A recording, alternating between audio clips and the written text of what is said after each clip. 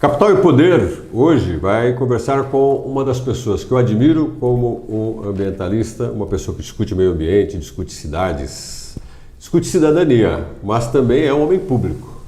Há uma relação direta entre as questões que envolvem meio ambiente, cidades, pessoas e a gestão pública. Meu entrevistado do Capital e Poder é Silvio Barros, prefeito de Maringá, está aí no seu terceiro mandato. Silvio, obrigado pela tua presença no Capital e Poder. Eu que agradeço o convite, a oportunidade de estar aqui trocando, batendo um papo com você. Sempre tivemos um relacionamento bem curioso, produtivo e cheio de novidades. Então vamos lá. Vamos lá. Em cima das novidades, quero falar de coisas que para você não são novas, mas para as pessoas de via de regra, conheço um pouco dessa história, dessa trajetória. Você tem o nome do seu pai. Seu pai foi um homem público que marcou a vida de Maringá, foi deputado, uma pessoa que deixou um legado, do qual a sua família dá continuidade. O Silvio Barros nasceu condenado para a política? Definitivamente não. Aliás, era o contrário. Exatamente por ter um pai político e conviver com todos os problemas que ele enfrentava, eu não tinha interesse nenhum em seguir na política. Ao contrário do meu irmão. O meu irmão, sim, ele tinha interesse, sempre gostou muito de política e pegou toda essa veia do pai.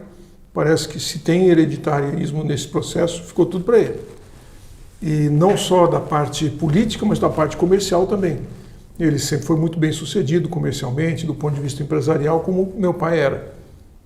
E eu já tinha uma outra linha, a política não era minha pretensão. Mas devo admitir que aprendi com o pai, e isso todos nós da família carregamos, o compromisso de servir a comunidade, de trabalhar pelo bem coletivo. Isso a gente aprendeu em casa desde cedo, tanto da família do meu pai, como da família da minha mãe. E seguramente isso nos preparou para o exercício da autoridade, se por acaso assim estivesse no plano de Deus, né? Agora, se você não tinha essa pretensão, se você falou que se for para ser hereditário, seu irmão levou toda a carga de ser político, você virou um homem público. Você acabou se transformando num homem público com 3 mandatos à frente de uma cidade de médio porte, mas bem sucedido. Como é que a política entrou? Você foi puxado, convidado ou deu vontade? Como é que foi isso? Não, aí eu acho que cada pessoa tem um jeito diferente de lidar com essas coisas, né, Gilson? Eu, desde muito cedo na vida, tive assim, um viés muito espiritualizado, muito curioso das coisas de Deus, muito interessado em entender como é a relação do ser humano com o Criador. E aí a gente vai aprendendo, vai entendendo que, e eu creio muito nisso, todos nós nascemos com um plano, com um propósito.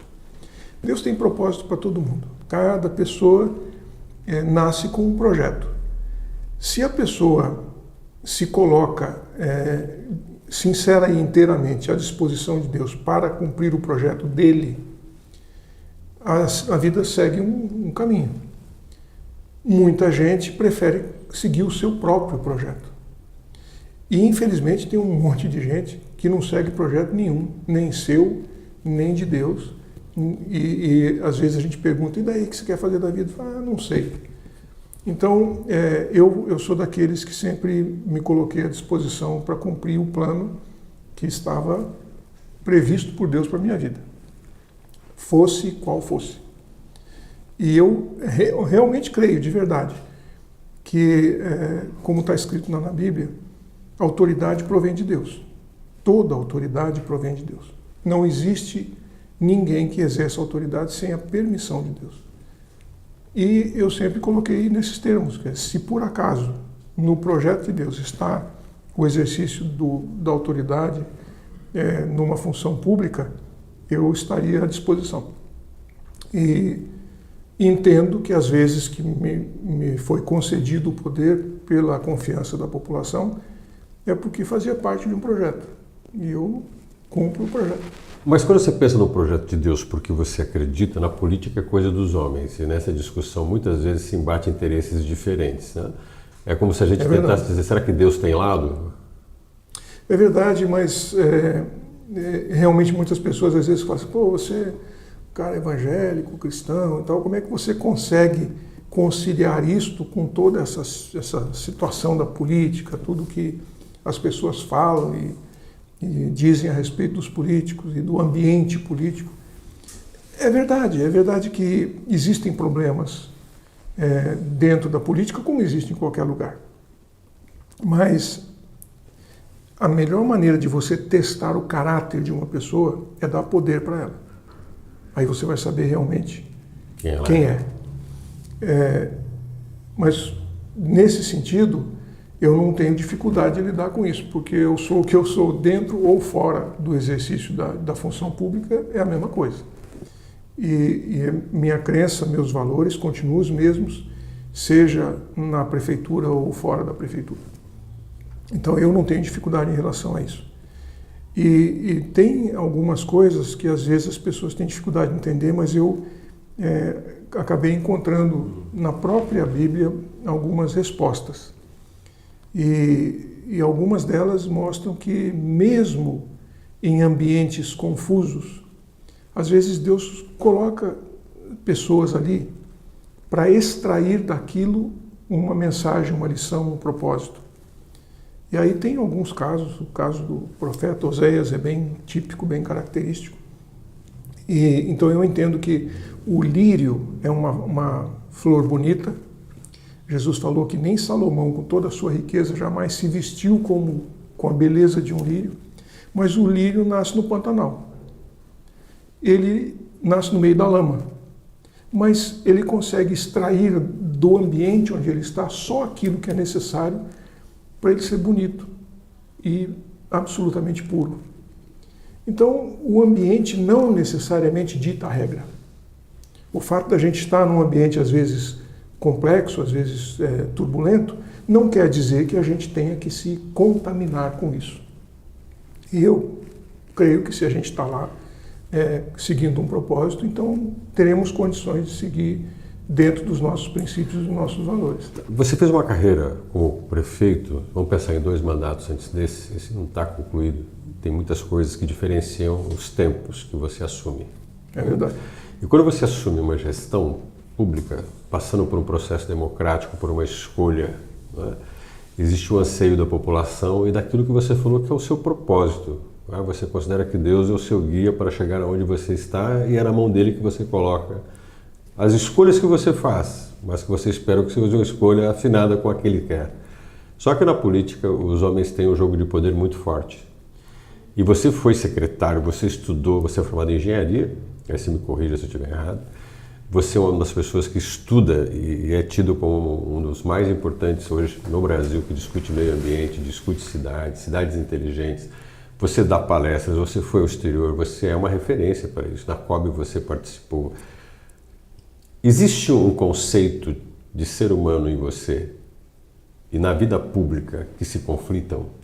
Porque em alguns momentos tomar decisões como um homem público é a mesma decisão desse cara preocupado com o meio ambiente, com cidadania, e desse cristão que também não quer trair a ética e a conduta de um cristão como ela deve ser.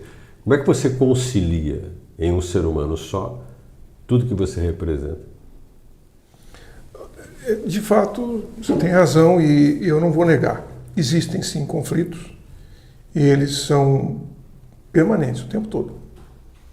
É raro o dia que a gente não enfrenta uma necessidade de tomar decisão conflituosa entre as demandas, digamos, daquilo que pode se chamar de politicamente correto com aquilo que a gente acredita que efetivamente deve ser feito. E é aí que eu entendo que eu tenho uma vantagem, que como o meu compromisso não tem uma tendência ou uma vocação política, o politicamente correto para mim é fazer aquilo que deve ser feito. E eu sempre busco sabedoria, discernimento para poder tomar essas decisões. muitas vezes elas são politicamente incorretas e elas produzem impactos politicamente negativos, que eu particularmente estou disposto a assumir o desgaste de uma decisão politicamente incorreta, digamos assim. Já os políticos que me apoiam, aqueles que foram para a campanha, pediram voto em mim, para mim eles não necessariamente têm essa predisposição de assumir um desgaste político que é consequência do fato de terem pedido voto para mim. Então, neste momento a gente entra num certo conflito. Olha, a gente pediu voto, agora você está tomando uma decisão que para você está tudo bem, mas para nós não está. Nós temos uma outra necessidade nesse momento. Então existem sim esses conflitos, eles são muito frequentes e em algumas ocasiões a gente consegue encontrar um caminho, digamos, um meio termo, porque eu também não sou radical. Às vezes não dá. Só que a gente precisa, de alguma forma, subsidiar aqueles que nos apoiam politicamente com argumentos para que eles possam defender a sua posição. E eu, inclusive, concordo, esses dias, recentemente, coloquei para um deputado que apoia a gente, falei, olha, eu não tenho nenhum problema de você tomar uma posição e assumir um compromisso com a população radicalmente diferente do meu. É diametralmente oposto. Eu estou dizendo que é esse caminho e você pode defender um caminho diametralmente oposto. Eu entendo isso e eu respeito a sua posição. Eu tenho os meus argumentos e você tem os seus. Então, nós não vamos brigar por causa disso. O fato de você ter me apoiado não quer dizer que você seja obrigado a concordar com todas as decisões que eu tomo. Então, a gente admite a possibilidade de alguém que está junto conosco, politicamente alinhado, ter, diante de determinadas situações, uma posição totalmente diferente. E a gente não vai brigar por causa disso. Nós só precisamos entender que, neste momento, quem está disputando a eleição são os deputados. Maringá precisa de representação política parlamentar, isso é fundamental para a cidade. Eu entendo isso. E eu permito, sem nenhuma dificuldade, sem nenhum constrangimento, que o deputado se coloque contrário à minha posição. Acho que dá para administrar. Eu conheço um pouco da tua trajetória. Tá? Você tem uma trajetória que, antes de ser o prefeito de Maringá, antes do seu primeiro mandato, você tinha toda uma carreira, inclusive com secretaria, com o poder público, tá? No norte do Brasil, ligada às questões ambientais, discutir questão de meio ambiente. Você sempre se dedicou muito a isso. Quando eu falo disso, o Silvio Barros é diferente disso. Era um cara que estava lá, tá? Fazendo talvez o que queria, o que gosta, o que lhe dá um prazer enorme de ser. Né? E você aparece como um prefeito de Maringá, ligado à figura do seu pai, me lembro até hoje. E você resolveu ser prefeito de Maringá, tendo uma carreira que está vindo tão bem. Por que você resolveu vir para cá? E o primeiro mandato surgiu como? Porque você foi candidato antes, não se elegeu e depois resolveu enfrentar de novo. É aquilo que eu falei agora há pouco. Tomar a decisão de ser candidato ou não é algo que precisa estar alinhado com um projeto de vida. E toda vez que eu tenho que tomar a decisão se eu vou ou não colocar meu nome para ser candidato, eu preciso saber se isso está ou não dentro do projeto que Deus tem para a minha vida. E às vezes a gente não tem essa resposta com toda a segurança. Mas eu coloco dessa maneira. Eu não quero... às vezes é mais confortável, né? Você diz, não, eu estou bem onde eu estou, me deixa quieto. Está tudo indo bem, não tenho dor de cabeça, não tenho nenhuma apurrinhação, faço o que eu gosto. Estou sempre envolvido em questões que defendo e acredito. E agora, recentemente, eu estava sendo mentor de mais de 30 prefeitos. Estava ajudando cidades espalhadas pelo Brasil, ajudando prefeitos de primeira gestão a encontrarem as melhores soluções para os seus municípios. E eu era muito feliz fazendo isso, eu gostava muito de fazer isso. E aí vem a decisão, e agora? Vai ser candidato ou não vai ser candidato? Então a gente chega àquela posição e diz, olha, quer saber? por mim tá bom do jeito que tá, eu não preciso ser candidato, Mas aí um monte de gente pede, reclama, acha que a gente precisa contribuir. Aí eu digo o seguinte, eu então vou me colocar como candidato e se tiver no plano de Deus que eu seja de fato prefeito, eu ganho. Se não tiver, eu perco. E está resolvido o problema. E dessa forma, cabe à população tomar essa decisão, porque Deus permite que a população seja soberana. E aí, se for para ser, ótimo. Se não for para ser, tá bom também. E da outra vez, quando eu não fui eleito, eu me senti super bem, tranquilo, sereno. Minha missão nesse momento é outra coisa. E está perfeito. Eu sei que vai dar tudo certo e vai ser muito bom. E foi realmente muito bom. Os últimos 12 anos que eu fiquei longe da prefeitura foram anos de muito crescimento interior, espiritual, profissional. Andei o mundo inteiro, fui participar de um monte de coisa, fui convidado pela ONU 3 vezes para participar do Fórum Mundial Urbano, o maior evento de cidades do mundo. Tive em tudo quanto é lugar, Singapura, Oriente Médio, Arábia Saudita, convidado, a convite, né, para poder contribuir. Cara, quem não quer? Quem não gosta disso, né, de você chegar num evento da ONU como convidado? Ou chegar na Arábia Saudita, que nem era um país turístico, a convite do príncipe para você participar e colaborar e contribuir, que todo mundo gosta, eu pelo menos gosto, né? E minha vida estava ótima desse jeito. Mas não é o que eu quero. É aquilo que está no projeto de Deus. Então, tudo bem, eu tô feliz no que eu estou fazendo, como estava feliz antes daquilo. E hoje eu entendo, Gilson, que quando a gente, com toda a sinceridade mesmo, sem ambição, sem egoísmo, sem sinceridade de propósito, você diz, olha, eu quero servir, eu quero atender o projeto. Aí vão acontecendo coisas na vida da gente, são como peças de um quebra-cabeça, que na hora que acontece, você não necessariamente entende por que aquilo está acontecendo.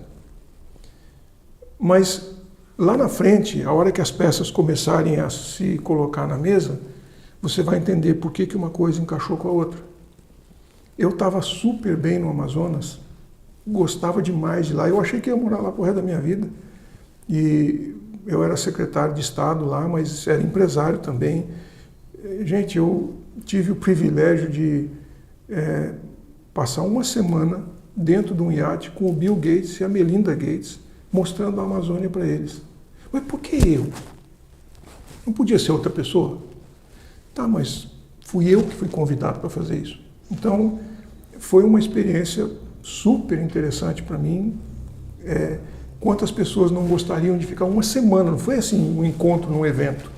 Uma semana acordando, indo dormir, conversando, almoçando, jantando junto, conversando sobre o mundo, sobre a vida, com um camarada que nem o Bill Gates. Mas eu tive esse privilégio. A gente vai voltar daqui a pouquinho, a gente vai para um breve intervalo. Eu vou até te colocar a pergunta para você responder no próximo intervalo. Max Weber diz que o cientista e o homem público são divergentes.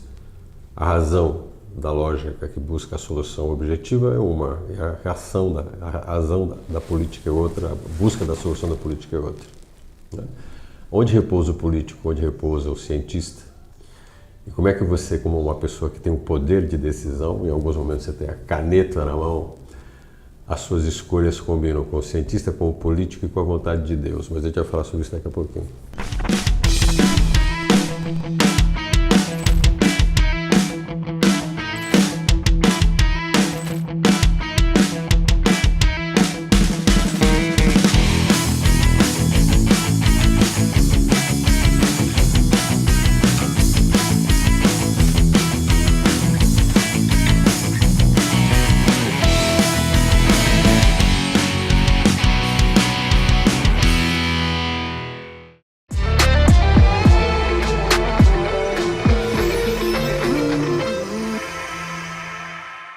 Capital e Poder está de volta, estou conversando com o Silvio Barros, prefeito de Maringá. Silvio, te fiz uma pergunta antes do intervalo, que era, Max Weber disse que o cientista não combina com o homem público porque na hora da decisão a razão dos dois são distintas. E você sempre mostrou em toda a entrevista que Deus é um elemento importante na sua vida, é uma força importante na sua vida. Dizem que Deus escreve certo por linhas tortas, mas entre a decisão de Deus e a vontade do homem público e do cientista tem decisões diferentes. E você tem poder nas mãos. Bom, primeiro, eu não necessariamente concordo com essa leitura. Até porque nós somos compostos de corpo, alma, espírito e intelecto. Não necessariamente a gente tem que achar que esses três são divergentes. Eu, particularmente, acredito que eles só produzem equilíbrio se estiverem juntos e na sua devida proporção. Então, você fala assim, tá, como é que concilia decisão política, científica, etc. Eu vou dar um exemplo do que aconteceu agora. Eu sou engenheiro civil com especialização na área ambiental. Trabalhei boa parte da minha vida, 15 anos da minha vida, na região amazônica, com meio ambiente, com sustentabilidade. E fui fundador de ONG lá, e aliás, a ONG que existe até hoje, já completou 30 anos de existência. Mas a gente trabalha muito com ciência. O que acontece? A ONU entende que o prefeito, dentro do contexto do Acordo de Paris para combate às mudanças climáticas, que estão desequilibrando o mundo inteiro hoje, colocando em risco a sobrevivência da humanidade, inclusive, porque clima é fundamental para a agricultura, e se não tiver agricultura, a gente não tem comida, se não tiver comida, todo mundo morre. Então, a humanidade tem ameaças em relação ao clima. Mas 80% das emissões de gases de efeito estufa que promovem o desequilíbrio climático saem das cidades. São produzidas nas cidades. Isso quer dizer que no Acordo de Paris, para a gente reduzir emissões e manter a capacidade do planeta de sustentar a vida humana, o prefeito é mais importante que o presidente da República. Porque 80% do que está produzindo o desequilíbrio climático, o acordo de clima, sai da cidade. E é onde o prefeito tem autonomia. É o prefeito que decide trânsito, é o prefeito que discute e aprova transporte coletivo, é o prefeito que faz coleta e destinação de lixo, que emite metano, que é um dos gases mais graves e mais complicados para a alteração climática. É o prefeito que onde é na cidade onde as edificações acontecem. E só o setor da construção civil, na sua cadeia produtiva, responde por quase 40% das emissões. Então, um prefeito tem na caneta dele, não estou falando de dinheiro, estou falando da caneta, ele tem condições de tomar decisões políticas que influenciem cientificamente um processo, um resultado para a sociedade. Então, Maringá tomou uma decisão baseada na minha vida profissional, de que a gente vai parar de enterrar lixo. Porque do nosso aterro, a gente está emitindo metano para a atmosfera e estamos complicando a nossa própria vida. Então, fizemos um edital chamando empresas que apresentassem soluções tecnológicas para substituir o aterro, enterrar lixo, por transformação do lixo em produto industrial. Economia circular. Pegar o lixo que a gente coloca para fora de casa hoje no saco preto e transformar em algo que a gente possa usar na cadeia produtiva industrial da nossa própria cidade. Aí quando eu tomei a decisão de fazer esse edital, muita gente falou, esse cara é louco, como é que pode? São 400 toneladas de lixo todo dia, gente, todo dia que nós produzimos. Como é que quer parar de enterrar o lixo? Bom, olha o resultado disso. Quando venceu o edital semana passada, nós tivemos 16 tecnologias propostas para resolver esse problema. Eu só posso escolher 4. Eu tenho 16 para escolher. Agora vem um processo de análise de quais são as 4 que melhor atendem às demandas da prefeitura. Quais foram as demandas da prefeitura? Primeiro, eu vou pagar por essa tecnologia a mesma coisa que eu estou pagando para enterrar hoje, nem um centavo a mais. Ou seja, não preciso mexer no orçamento. Segunda coisa, a prefeitura não investe nenhum centavo na indústria que vai fazer essa transformação. Tem que ser investimento privado. A conta tem que fechar do lado da tecnologia. E, a partir daí, nós temos a possibilidade de não enterrar mais lixo. Eu estou muito feliz com o resultado, porque nós vamos poder escolher 4 tecnologias que resolvam o nosso problema. E com isso, essa é a primeira cidade do mundo que está fazendo um negócio desse tamanho. Com este modelo, tem cidades até maiores do que a gente que transformam o lixo em energia elétrica. Várias cidades do mundo, eu já visitei várias. Mas não é isso que a gente quis. Nós pedimos para pegar as nossas 400 toneladas e dividir em lotes de 100. Porque são poucas cidades no Brasil e no mundo que produzem 400 toneladas de lixo por dia. Mas são muitas cidades que produzem 100 ou menos. Então, o que nós propusemos é que Maringá vire uma vitrine, onde prefeitos de cidades menores, que são um número maior, possam vir aqui e escolher entre 4 tecnologias qual que melhor resolve o problema dele. Então, nós não estamos apenas querendo resolver o nosso problema, nós queremos, com a solução do nosso problema, sem gastar nada, resolver o problema de centenas, talvez milhares de cidades. Essa é uma decisão política. Mas você vai dizer que isso não é compatível com a ciência? Sim. 100% compatível. 100%. Um cientista não conseguiria tomar uma decisão dessa. Mas um político pode. Então, eu não vejo conflito. Eu não vejo dificuldade em relação a isso. Tá, vamos apertar um pouco o cinto e o passo, porque você tem um tempo. Você é um prefeito que administra uma cidade e tem problemas ambientais, que não é só a questão dos resíduos, ok? Nós temos uma cidade que tem, e nós participamos, eu estava presente no evento, falando sobre trânsito, por exemplo, mobilidade urbana. Durante muito tempo, nas conversas que eu já tive com você, inúmeras, você sempre falou que era um problema sério dessa cidade, a questão de mobilidade. Você esteve à frente durante uma das suas gestões de lutar pela mudança dos modais. Você foi um cara que defendeu ciclovia. Você é uma pessoa que defendeu uma revitalização do centro de Maringá, respeitando a mobilidade, respeitando o pedestre. Nada disso aconteceu de forma efetiva da maneira como você queria ou você planejava. Hoje a cidade precisa urgentemente de um projeto de modal. Vou ser bem rápido, mas quero fazer uma colocação que eu tive vontade de te fazer no evento que eu participei contigo. As pessoas falam de vamos fazer respeito à faixa, vamos respeitar o motociclista, vamos criar um trânsito em que o motorista seja mais educado. Nós estamos tratando da febre e nunca da doença, que é a mobilidade com um projeto de longa duração que mude os deslocamentos e tire os ambientes de risco. A gente vive sempre tentando, no mundo apertado, esbarrar menos um no outro, mas a gente não cria uma lógica diferente para as pessoas não terem que ficar se conflitando o tempo todo. E você sabe disso, você estuda isso. Adorei a questão do resíduo. Mas quando é que a gente vai responder outras questões da forma como a gente responde do resíduo? Tudo tem seu tempo. Eu tentei resolver o problema do lixo na outra gestão. Não consegui. Nós esbarramos em vários embates até de entendimento da sociedade. Não foi possível. O mundo evolui e aí a gente vai aprendendo outras coisas. Eu tive o privilégio de poder visitar 4 cidades no mundo que são car-free. O que é uma cidade car-free? Carro não entra. Não entra na cidade.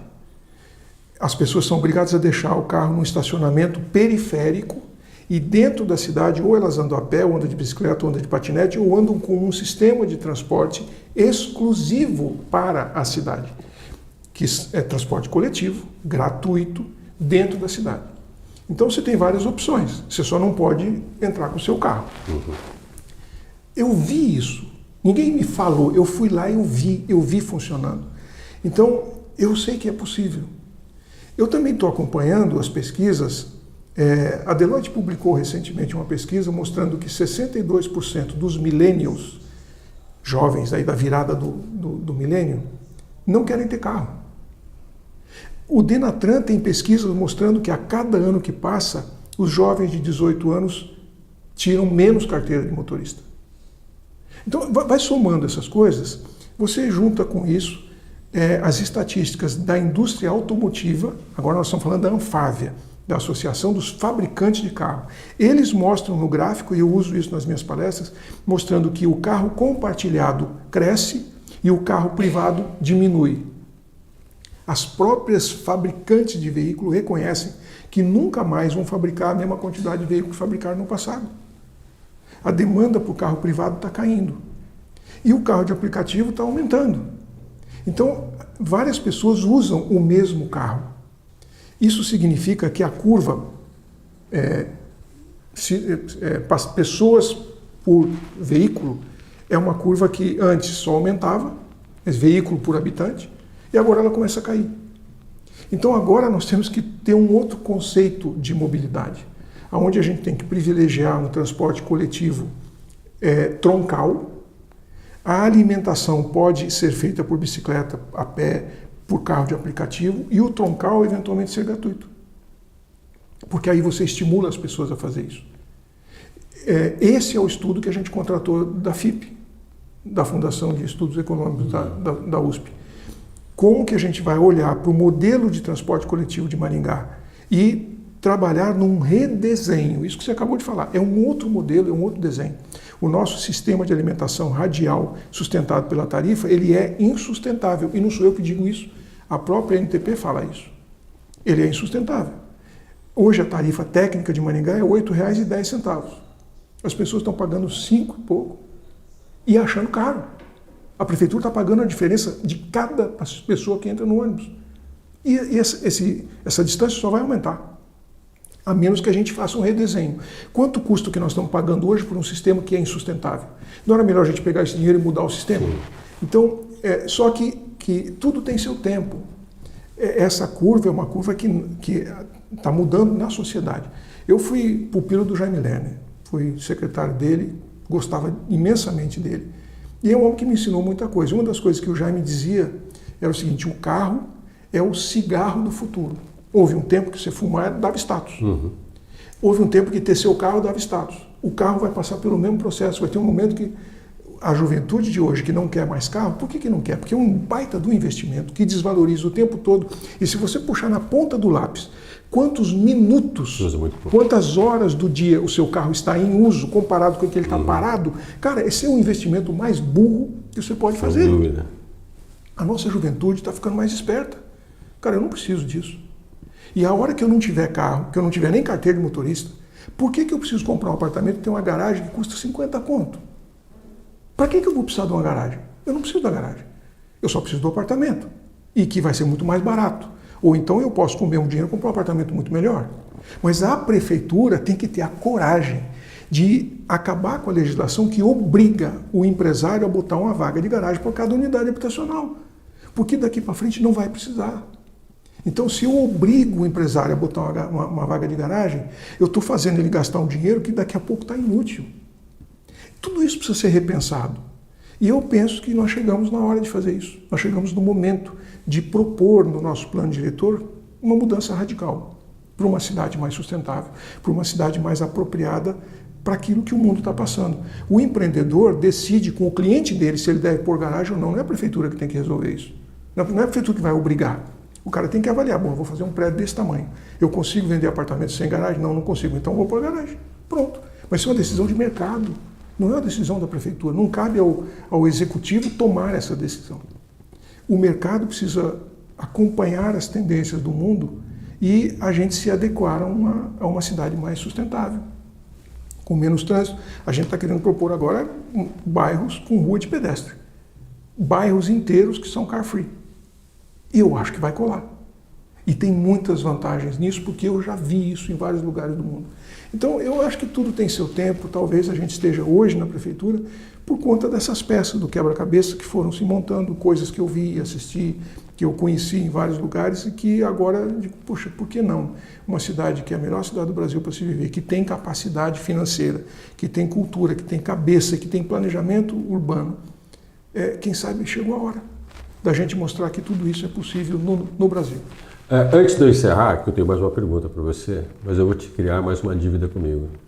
A gente tem um podcast sobre questões urbanas. Te convido para ele. Tudo bem. Sei que sua agenda é super corrida, mas eu tenho vontade de continuar essa conversa contigo, porque eu acho que ela é muito importante. A última pergunta que eu vou te fazer, eu faço para todos os meus entrevistados. O podcast chama Capital e Poder. Para Silvio Barros, o que é capital e o que é poder? Poder é algo que a gente só recebe quando a gente tem a possibilidade de transformar a vida dos outros. Pessoas que conquistam poder pensando no interesse pessoal, de alguma forma vão arrumar uma confusão complicada para a sua vida para frente. E em algum momento, quando o poder é concedido pelo voto, os eleitores também vão perceber que essa pessoa não estava de fato interessada em melhorar a vida dos outros, e sim, os interesses eram distintos. Capital é recurso. Recurso pode ser financeiro, pode ser humano, capital humano é importantíssimo, mas eu diria que, para mim, o foco sempre deve ficar no capital social. E Maringá é uma referência, é um exemplo para o Brasil inteiro de uma cidade que tem um elevadíssimo capital social. O que a gente chama de capital social? É a capacidade que uma comunidade tem de resolver seus próprios problemas de forma coletiva. A gente encontra soluções para os nossos próprios problemas. Nós não dependemos de um agente externo para resolver nosso problema. E Maringá tem um elevadíssimo capital social. O que a gente tem nessa cidade aqui, com o CODEM, com o Assim, com o associativismo de modo geral, é de fato uma demonstração para o resto do país daquilo que é possível fazer quando a sociedade assume o compromisso, a responsabilidade de definir seu próprio futuro e de resolver seus próprios problemas. Então, essa é a leitura que eu faço do capital. Existe o financeiro, existe o humano, mas o que eu realmente valorizo muito é o capital social. Obrigado pela tua presença aqui. Eu que agradeço a oportunidade. Eu não devo nada à pessoa. Conheço há muito tempo, acompanho muito do que ele faz e tivemos muitas oportunidades de conversar. Duas coisas que eu gosto muito, de conversar com as pessoas que sabem o que estão assumindo, compreendem o papel que têm e sabem das contradições e dilemas que vive na função que exerce, seja como cientista, pesquisador ou seja como homem público. A crença em Deus quase sempre é algo de cada um, mas fundamental, e acho vital nessa entrevista que eu quero fechar com essa colocação, é que a vida pública faz com que as pessoas denunciem quem são. O cientista, por mais que o conhecimento exista, o uso dele também define quem as pessoas são. E aí fecho dizendo que o grande diferencial nesse podcast que hoje a gente mostrou é que capital e poder é uma condição que os seres humanos constroem quando têm ou quando possibilitam os outros terem. Até o próximo encontro.